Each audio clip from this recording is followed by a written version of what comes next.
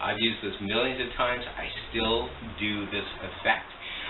You may or may not have noticed, I don't know if she's visible at this point, you might see arms reaching in at various times.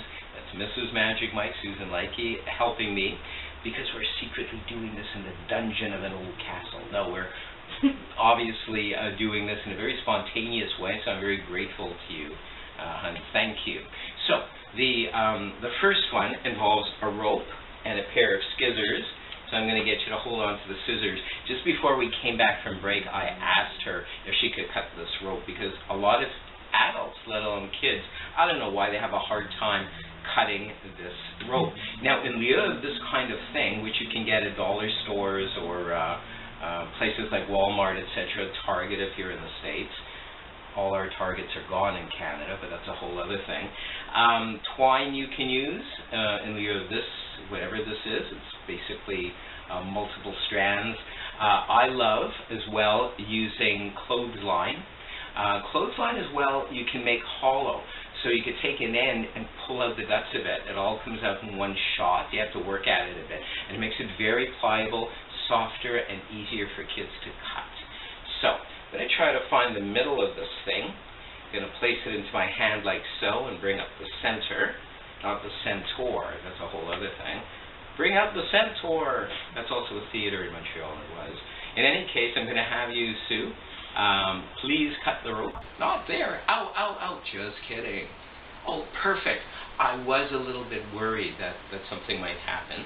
And when you do a thing like that, you also want to kind of trim the ends off to make it really even. So, sometimes I'll get the kids or the adults to blow magic breath or say a silly word or whatever. What happens? We blow and check it out. The rope is what? The secret is, A, the rope, using the rope. I also have a spare little rope, mini rope, and so you keep the mini rope like this, the little piece. This is actually the loop that you cut, and I kept it relatively concealed in my hand. That's why I was kind of going like this. It's hard to really work with a piece of rope like that. You don't want to use anything much bigger. But I had it concealed, relatively concealed in my hand.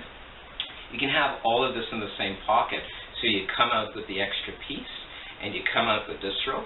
If you're displaying everything, they won't suspect. They're going to be looking at this. I grab the middle, I take the middle, put it through the bottom of my hand like so, and pull out that extra piece of rope. The rest is easy. Yourself or your assistant or someone from the audience cuts it.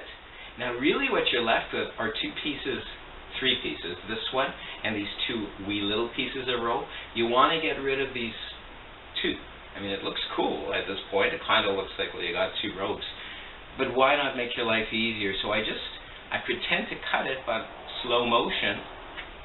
I merely, boop, like that, pull away the ends. I'm pretending I'm cutting them. We blow, and check it out. The rope is restored. Easiest way to do cut and restored rope. You'll use it.